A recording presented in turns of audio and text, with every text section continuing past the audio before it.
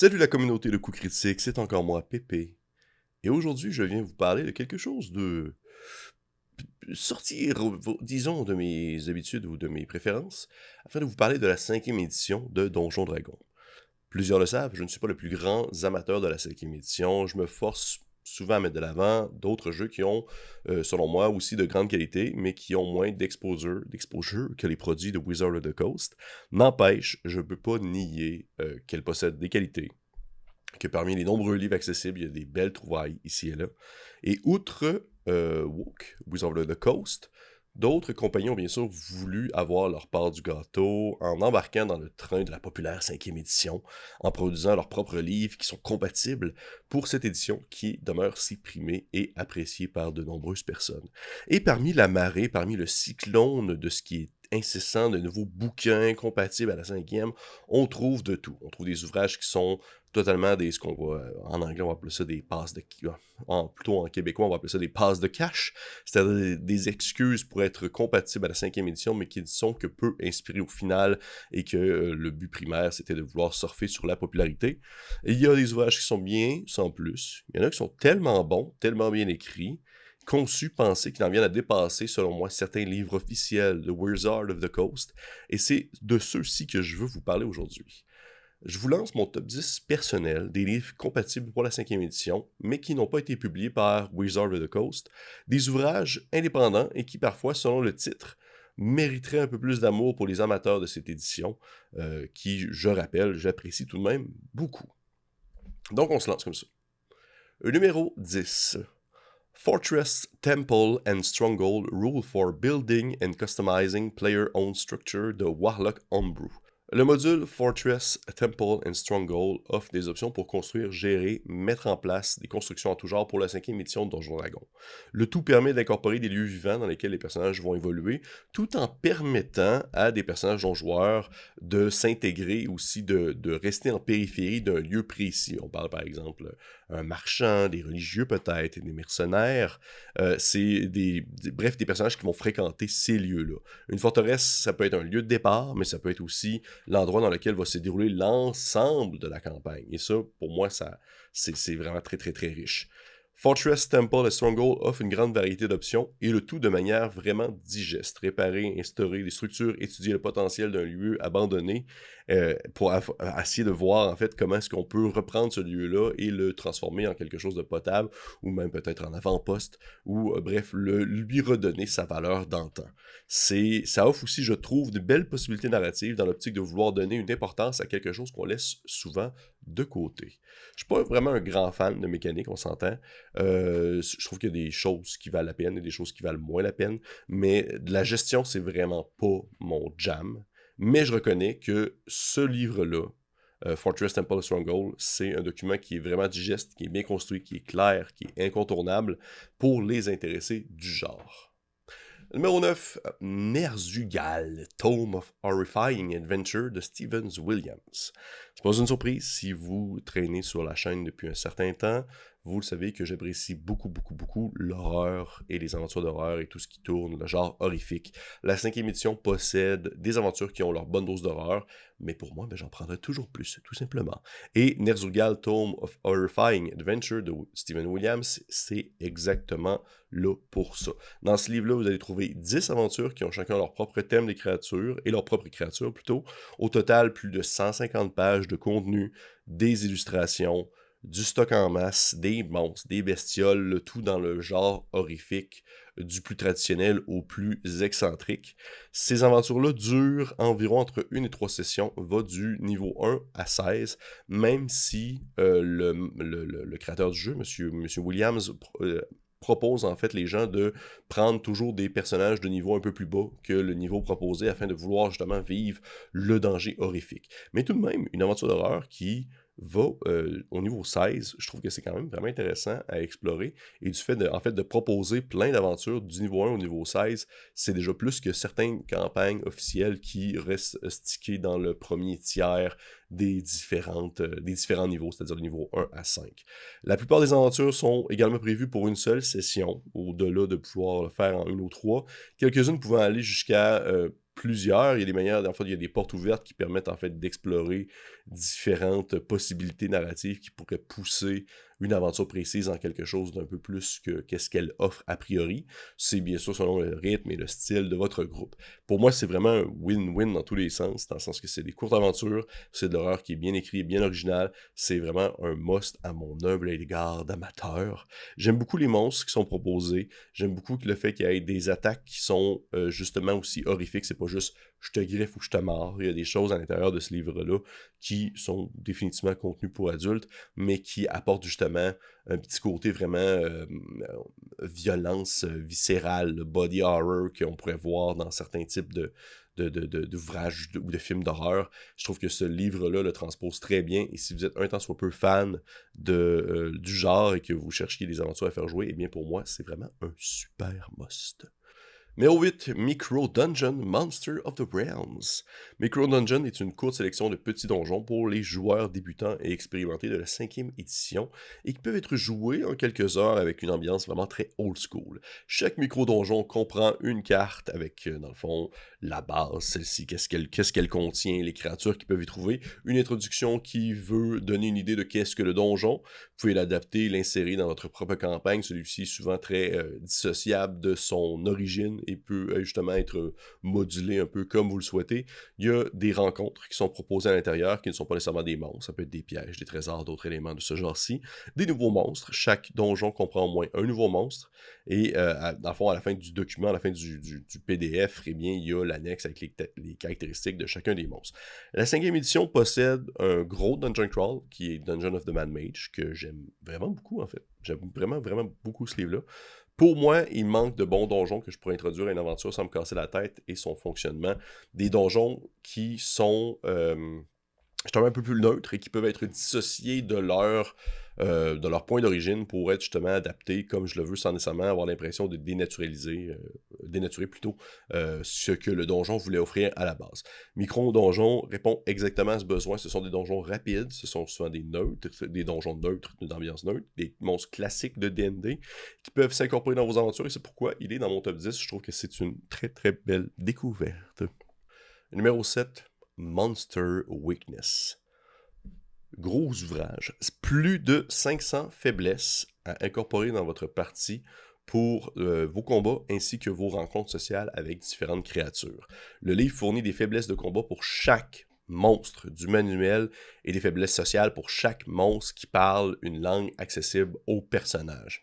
Dans le fond, l'inspiration pour ces faiblesses vient souvent de l'anatomie des créatures, vient souvent de la description du manuel du monstre ou un peu de la culture populaire entourant le dit monstre. Chaque faiblesse, dans le fond, est présentée dans le livre et destinée à être un trait qui peut être ajouté à une statistique d'une créature assez caractéristique. C'est quelque chose que je trouve qui manquait à la 5e édition. Il y avait plus de faiblesses à la 3.5, des espèces d'éléments à prendre en considération où tu sais que telle créature, un peu comme le troll, va être sensible au feu, des choses comme ça. Et pour moi, ça fait partie on va dire un des seuls aspects tactiques un peu qui m'intéresse à la 5e édition dans un combat, dans le sens d'étudier un peu l'adversaire pour en comprendre réellement ses faiblesses ou ses forces. Et à la 3.5, elle avait beaucoup plus de possibilités, que ce soit dans les descriptions, que ce soit aussi dans les traits qui soient décrits. Alors que là, c'est très, très, très spécifique à il est sensible à l'acide, il est sensible à l'argent, il est sensible à telle affaire. Ça, j'aimerais ça des fois, savoir que telle créature, une fois que tu mets du sel sur le sol, ben, il peut pas traverser la ligne. Avoir une espèce d'aspect un peu plus Witcher, là, où est-ce que tu es prêt à pouvoir étudier la créature que tu vas affronter afin de pouvoir en savoir un peu plus sur son mode de fonctionnement.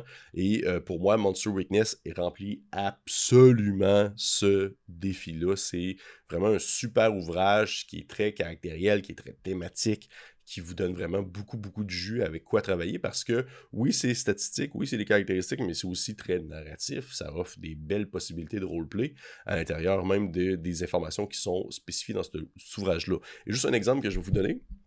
J'étais allé en choisir un, puis j'en ai décidé d'en marquer un. C'est en anglais, ils appellent ça du Groveling Blind Sight, c'est pour le beholder, le tir à l'œil.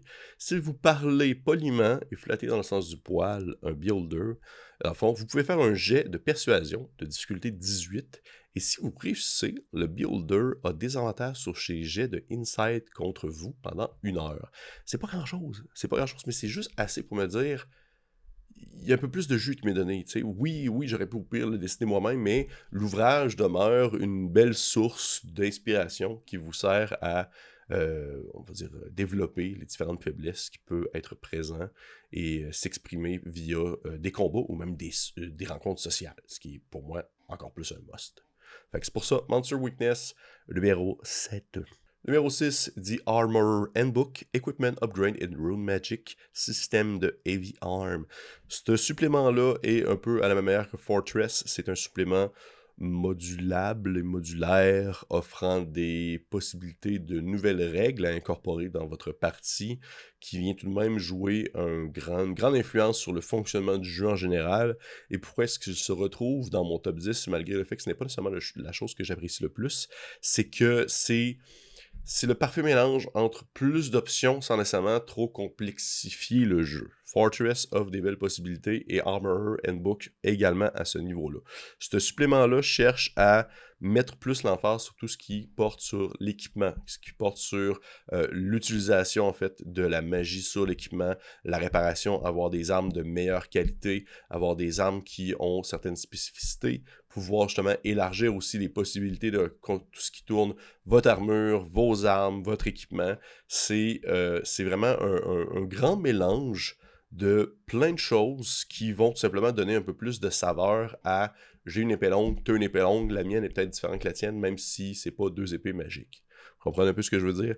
Bien que l'ouvrage aussi aborde tout ce qui touche la magie, tout ce qui touche, on va dire, les runes magiques qu'on va incorporer sur vos armes. Pour moi, la grande richesse de ce PDF-là va sur l'amélioration des objets en soi et le panel de possibilités qui s'offre dès lors aux différents joueurs qui voudraient avoir des nouvelles armes, des nouvelles affaires. Tu sais, t'as le goût de comme juste ça change pas nécessairement grand-chose nécessairement, mécaniquement parlant. Oui, certains, d'autres non. Mais juste le fait de savoir que t'as whatever, je connais pas toutes les armes médiévales, une sorte d'épée longue bizarre qui provient d'une autre nation, ben qu'elle est différente un brin que celle que ton collègue a. Juste pour ça, moi, c'est le genre de choses que j'aime beaucoup, beaucoup, beaucoup mettre l'accent là-dessus parce que ça permet aussi également d'avoir des belles possibilités narratives et des belles possibilités de jeu tout en ayant une certaine pensée pour les personnes qui ont un attrait beaucoup plus pour tout ce qui est en lien avec les mathématiques et tout ça. Et parlant de mathématiques, bien que je ne suis pas un professionnel du genre, j'ai fait un peu de recherche, j'étais allé voir des commentaires et tout ça. La mise en page est super bien faite, mais les mathématiques sont super solides. C'est vraiment, c'est pas du tout cassé. Vous n'avez pas l'impression de débalancer le jeu, vous n'avez pas l'impression de briser une fine, on va dire, un fin équilibre entre, dans le fond, vos joueurs et les monstres qu'ils vont affronter. C'est vraiment super bien calculé. Ça paraît que l'équipe de Heavy Arms qui ont produit le PDF ont vraiment pris le temps de calculer leur affaire, de voir si ça pesait bien dans la balance, de voir si ça débalançait le tout. Et au final, ils ont donné un rendu qui, selon moi et selon plusieurs personnes, est vraiment, vraiment respectable à ce niveau-là. Et je crois que si vous avez un tant soit peu l'intérêt pour ce type de produit-là, eh bien, vous devrez jeter un coup d'œil à The Armorer's Handbook, mon numéro 6. Numéro 5, Monster Loot, volume 1, de Anne Gregerson. Lorsque vous êtes un courageux aventurier et que vous affrontez les dangers de ce monde, ça peut arriver que suite à avoir accompli en fait la besogne sur laquelle vous étiez penché, vous avez le goût de seulement, on va dire, piller la créature que vous avez devant vous. Et malheureusement, ça arrive très souvent lorsqu'il s'agit d'une bête ou d'une créature qui ne porte aucun vêtement et qui est flambant naked, flambant nu. C'est possible que votre maître de jeu vous dise tu trouves pas grand-chose. Ou au contraire, qu'il va dire quelque chose d'encore pire. Tiens, tu es un loup, puis t'as trouvé, j'ai lancé au hasard, t'as trouvé une épée dans son poil. C'est tout le temps le genre de choses que je trouve un peu, je dirais, anticlimatique. Et Monster Loot, volume 1 de Anne Gregerson vient justement contrebalancer ça. Ça, c'est le genre de choses que j'aime vraiment, vraiment, vraiment beaucoup. Un peu comme Monster Weakness, je trouve que ça va dans la même balance. C'est lorsque vous, dans le fond, tuez une bestiole quelconque, c'est qu'est-ce que vous pouvez faire avec sa carcasse? Est-ce que vous pouvez transformer sa peau? Est-ce que vous pouvez prendre ses dents, ses griffes? Qu'est-ce que ça fait en sorte d'avoir, dans le fond, une dent d'une bête éclipsante? Est-ce que ça offre quelque chose de spécial? Si on la broie puis on la met dans une potion, est-ce que ça change quelque chose? Que ce soit une dent d'une bête éclipsante, que ce soit un œil de tyranneuil? Qu'est-ce que ça apporte de pouvoir justement utiliser la peau d'une créature pour en faire dans le fond une armure? Est-ce que ça me donne une certaine résistance? C'est un peu tout ça que Monster Loot veut dans le fond vous proposer. C'est des règles pour gérer la charcutation ainsi que le désossement des différentes bestioles que vous tuez. Et pour moi, ben c'est tout ce que je désire dans le monde. Mais ce n'est pas seulement aussi, je dirais, ce n'est pas seulement leur, on va dire, leur attrait physique ou leurs caractéristiques vraiment physiques, mais aussi qu'est-ce qu'on peut trouver par exemple, dans la pochette d'une hague ou bref, qu'est-ce qu'on peut trouver dans l'équipement d'un troll qui se promène avec sa paire de bobettes bizarres et ses petites pochettes. Là. Qu'est-ce qu'on peut trouver à l'intérieur de ça? Fait que pour moi, ça apporte encore plus de jus, ça apporte plus de variété à ce qu'on appelle vraiment des trésors lancés au hasard. C'est riche, c'est complet. Et Anne Gregerson a vraiment fait un travail super intéressant. Pour moi, encore une fois, c'est le parfait mélange entre mécanique et narration parce que ça apporte un aspect vraiment dans l'histoire qui peut donner plus de richesse, où est-ce qu'on apprend que tel objet qui se trouve dans telle créature, eh bien, ça permet d'accomplir telle action, de soigner telle maladie. Ce n'est que du bonbon à mes yeux. Et ce qui est vraiment, vraiment cool, c'est que ça, s'il s'agit du volume 1, eh bien, Madame Gregerson a mis de l'avant, en fait, tous les autres volumes de toutes les autres créatures, en fait, tous les autres volumes qui ont des créatures dedans. Donc, on parle pas Xanatar, mais on parle de Volo, Guide of Foe, je sais plus trop c'est quoi le nom, bref, le dernier livre de Ravenloft, le livre sur les dragons, tous ces ouvrages-là qui ont des bestioles à l'intérieur, même Icewind Dale, les campagnes aussi qui ont des nouvelles créatures, vont avoir dans le fond leur PDF qui est associé afin de se dire, ok, mais telle créature se trouve dans telle campagne, si vous la fouillez, vous trouvez ceci. Fait que c'est super complet. Et un exemple encore, parce que moi j'aime ça les exemples, surtout dans ce genre de choses-là, un exemple de ce qui peut être offert, c'est mettons vous tuez un basilic et vous ramassez un de ses yeux, ça fait en sorte que si vous mangez un de ses yeux, ou si il est consommé, mettons vous le broyez ou vous le faisiez manger à quelqu'un, la personne doit faire un jet de sauvegarde de constitution difficulté 12, ou sinon il est pétrifié en pierre. La personne reste pétrifiée jusqu'à ce qu'un sort de restauration, dans le fond, vienne le soigner. L'objet, l'œil, peut aussi être utilisé comme composant matériel supplémentaire lors d'un lancement d'un sort, c'est Stone Skin. Lorsque vous utilisez, dans le fond, ça, pour faire le sortilège de Stone Skins, et ça fait en sorte que bien vous êtes le résultat du sort est mieux et a plus d'effets positifs par la suite. C'est vraiment, moi ça trouve, ça apporte un autre niveau, une autre profondeur à tout ce qui touche le jeu en soi, et ce n'est que du bonbon que je ne pourrais absolument pas mettre, que je ne pourrais pas ignorer dans, par exemple, une prochaine campagne ou une game maison, tout simplement. Numéro 4, Original Adventure Reincarnated de Goodman Games. Ah, là, c'est un peu vendu. J'ai de l'air un peu d'un gars vendu parce qu'effectivement, pour moi, c'est Goodman Games, c'est ceux qui font DCC. Ils ont également eu le contrat de reprendre de nombreuses aventures incontournables des premières moutures de Donjons Dragons afin de les transformer pour la 5e édition et offrant ainsi un revamp visuel et aussi dans la division des informations tout en gardant la richesse de l'aventure en soi. Ils ont fait The Lost City, ils ont fait Expedition on the Barrier Peaks, ils ont fait The Castle Ember, Into the Borderlands, The Isles of Dread, et le tout récent The Temple of Elemental Evil. Ce sont des gros volumes super complets qui sont adaptés pour la 5e édition.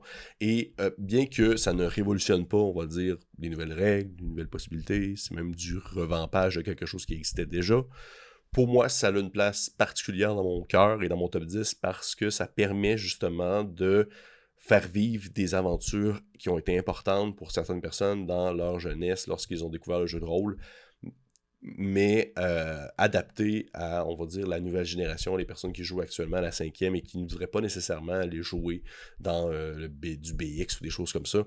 Donc, tout simplement de pouvoir se dire, hey, j'ai cette aventure-là, je l'ai jouée dans le temps, c'était whatever, la première édition, Maintenant, c'est de la 5e, ça tente-tu de l'essayer? Il y a des bonnes chances que la personne va dire oui parce que ben, c'est adapté à l'édition qu'il joue présentement. Et pour moi, c'est une meilleure manière. C'est la meilleure manière si on veut de rejoindre deux mondes, de rejoindre deux mentalités.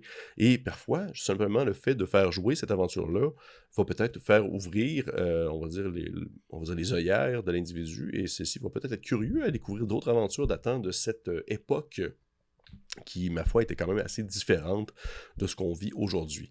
Je dirais pas que toutes les aventures sont parfaites. Il y en a quelques-unes que je trouve la transposition s'est faite un peu étrange, mais il y en a beaucoup. The Temple of Elemental Evil, c'est... Wow, c'est quelque chose à reprendre, puis à l'avoir comme, on va dire vraiment l'aspect visuel, physique de quelque chose de neuf, mais qui réexplore un classique du genre. Je trouve que ça vaut vraiment la peine. Ce sont des super beaux ouvrages qui, malheureusement, n'existent pas en PDF. C'est pas trouvable en PDF. Vous l'ayez absolument physique si vous voulez le faire jouer. Je ne sais pas pourquoi, mais bref. Ça demeure tout de même dans mon top 10 de mes ouvrages non officiels de la 5e édition. Numéro 3, Adventure in Middle-earth de Cubicle 7. J'en ai déjà parlé par le passé, on avait fait une vidéo là-dessus. The One Ring de Cubicle 7, la nouvelle édition en fait vient de sortir, qui a été faite par la Free League, mais la première édition était gérée par Cubicle 7, et lorsqu'ils ont lancé cette gamme-là, qui a quand même eu une très grande popularité, ils ont décidé de faire une gamme annexe qui était la même chose, mais adaptée pour la 5e, c'est-à-dire l'exploration de la Terre du Milieu avec les aventures qui étaient proposées dans la gamme principale, qui était un système original, qui n'utilisait pas le système de la 5e édition, mais justement adapté à la 5e édition. Plusieurs peuvent critiquer ça comme étant justement une tentative de passe d'argent. Je crois qu'il n'y a rien de mal, ou du moins moralement mal, de faire ça, tant qu'on demeure fidèle à soi-même et qu'on respecte et qu'on n'oublie pas, en fait, on va dire la base de la communauté qui ont fait, dans le fond, fleurir ce jeu-là, c'est-à-dire ceux qui jouaient avant que ce soit la 5e édition, le jeu original. Et pour ma part, j'ai vraiment... One Ring, le jeu de base, Adventure in Middle-earth, comme le nom pour la 5e, One Ring, c'était le jeu de base, c'était un jeu vraiment bon. C'était bon, là. C'était tellement bon. Ben, en fait, la nouvelle édition aussi est super bonne, mais dans le temps, quand j'ai découvert ça, j'ai fait jouer des modules, j'ai fait jouer des aventures, ça roulait tellement bien, ça coulait tellement bien, et à la même manière un peu que Original Adventure de Goodman Games, de pouvoir reprendre ces aventures-là, mais cette fois-ci de les transposer pour la 5e édition et de faire vivre la richesse de belles aventures bien écrites, adaptées pour la 5e édition dans l'univers de la Terre du Milieu. Ça vaut vraiment la peine de s'y pencher parce que il y a des campagnes là-dedans, il y a des aventures qui sont tellement bien écrites, qui sont tellement riches, qui explorent tellement des belles possibilités d'histoires à raconter, des belles narratives à développer, des beaux personnages justement à faire grandir au travers des années, que je trouve que ça valait la peine, je trouve, d'adapter ça à la 5e et ainsi de faire, on va dire de faire vivre ça pour des gens qui n'étaient pas nécessairement intéressés par le jeu a priori, puisqu'il n'était pas adapté à leur jeu préféré. Fait que pour moi, c'est un incontournable, du moins en plus que lorsque c'est sorti, eh bien, Cubicle 7 n'ont pas tout simplement repris les mêmes classes que Donjon Dragon, ils ont voulu comme donner une saveur vraiment adaptée à la Terre du Milieu. Pour moi, ça vaut de l'or en barre. Numéro 2, Monstral Manual Expanded 5e de Dragonix. J'aime tellement ces ouvrages-là. Déjà, ça va pas te surprendre peut-être plusieurs, j'en parle des fois.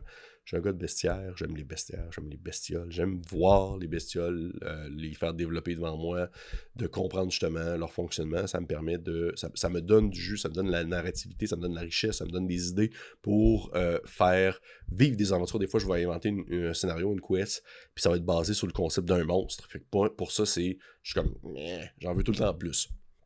Et Monster Manual Expanded, c'est une source de plus de 330 pages. C'est là, il y en a deux, il y en a maintenant 3, qui reprend en fait les monstres du manuel du monstre, le bestiaire pour la 5e édition. Mais il va, dans le fond, offrir plus de flexibilité et d'options pour les différentes bestioles qui s'y trouvent justement déjà. Fait que, mettons que dans le manuel du monstre, à la base, il y a, on va dire, 3 sortes de gnolls. On va dire ça comme ça, je sais pas. Eh bien, dans Monster Manual Expanded, ils vont en offrir 5 de plus. Et ça, ce que ça fait, ça offre justement la possibilité de faire vivre, ou du moins faire affronter des créatures que les joueurs s'attendre à ce qu'elles aient telle possibilité ou tel pouvoir, mais justement montrer aussi que celles-ci ne sont pas uniformisées par un bloc quelconque. C'est pas un bloc de monstres, tac, ils naissent toutes. Toutes les bulettes sont pareilles, les barlettes, là, boum, boum, boum, ils naissent toutes un après l'autre. Ils ont tous les mêmes pouvoirs, ils ont toutes les mêmes caractéristiques. C'est pas comme ça que ça fonctionne.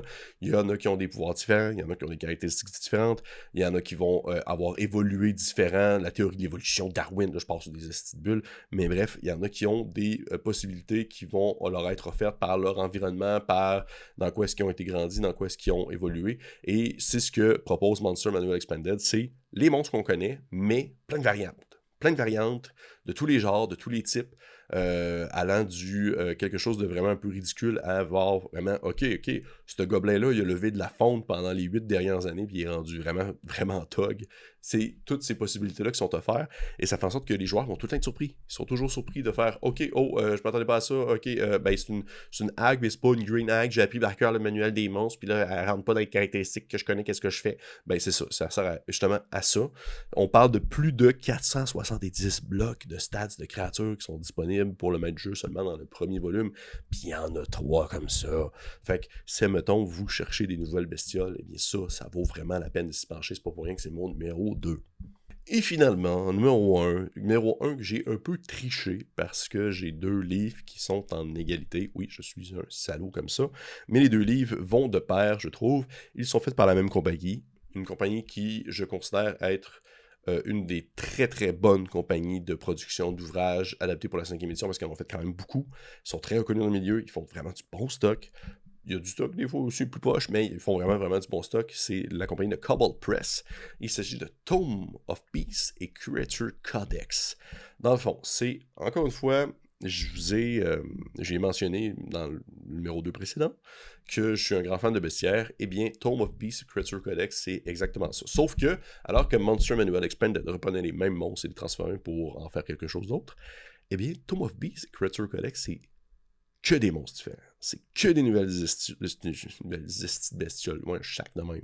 C'est que des nouveaux monstres, que des nouvelles possibilités, que des nouvelles créatures qui se proposent de tous les genres et de tous les challenge ratings, de tous les niveaux de difficulté du premier au plus terrible. Et de ce fait, ce que j'adore beaucoup, c'est que l'originalité qui en ressort, ils ont vraiment sorti des super bonnes idées, des monstres qui, je trouve, vont devenir... c'est le bon terme, ça serait iconique avec les années, des créatures qui vont avoir des places de prédilection aux côtés des flageoleurs mentaux, des tyranneuils, bref, de ces fameux monstres de D&D qu'on connaît si bien, mais que là, maintenant, de temps en temps, on est trop habitué d'y voir. Eh bien, Tome of Beasts et Creature Codex de Cobalt Press, c'est 2 gigantesques bouquins qui proposent une panoplie de monstres avec des nouvelles possibilités, des nouvelles caractéristiques, des nouveaux traits, des attaques de terrain, des legendary actions, vraiment plein de gestion. Et pour ça, vraiment, c'est bizarre à dire parce qu'au final, j'en parle moins que les autres, mais c'est parce que ce n'est que du bonbon, ce n'est que des belles possibilités, ce n'est que des belles bestioles. Oui, ok, parce qu'ils en ont sorti d'autres. Il y a comme, je pense que c'est Tomb of Beast 2 ou Creature Codex 2, bref, ils ont eu des suites qui sont sorties. Et à un moment donné, tu commences à te dire, ouf, ça commence à avoir des bestioles étranges dedans. Mais tout de même, ça demeure que dans chaque ouvrage, on trouve des petits bijoux qui valent vraiment la peine, comme juste un que je veux mentionner dans un des premiers du genre. Il y a, dans le fond, une bataille de bar qui est expliquée comme une caractéristique, comme une créature en fait. Fait que, dans le fond, la bataille de bar a ses caractéristiques, dure tant de temps, a ses capacités, ses pouvoirs, et dans le fond, les joueurs peuvent se mouvoir au travers. Elle fonctionne comme une créature, mais n'en demeure pas moins que c'est du monde qui se tape dans la gueule dans un bar. Dans le fond, ils ont voulu comme transposer un concept, une situation, et lui donner des caractéristiques d'une créature. Juste pour ça, je suis comme genre, mais c'est tellement bien pensé. Vraiment, pour vrai. C'est parmi les nombreuses choses qui ressortent de ces ouvrages-là. Et Cobalt Press, d'ailleurs, ont sorti aussi d'autres ouvrages qui, je trouve, auraient mérité leur place dans un top 20, peut-être même dans un top 10, si j'aurais pensé plus longtemps, des ouvrages sur les lair action, tout ce qui va tourner autour un lieu dans lequel les monstres vont évoluer, puis comment donner, en fait, justement, une ambiance vraiment thématique à ces lieux-là pour des créatures qui vont être mémorables pour les combats. Fait que pour ça, Tome of Beast, Creature Codex de Cobalt Press, c'est vraiment mes numéros 1, ce n'est que de la beauté. Je vous conseille fortement, si un temps soit peu vous avez de l'intérêt pour tout ce qui est bestiaire en tout genre pour la 5e édition, eh bien, sautez là-dessus, ça vaut amplement la peine. Hey, c'est tout. C'était un petit top 10 vraiment personnel sur les livres de la cinquième édition qui sont non officiels et que je souhaitais partager avec vous, que j'apprécie vraiment beaucoup. Je vous conseille fortement de liker, partager, commenter, laisser un petit pouce vers le haut et on se dit à la prochaine.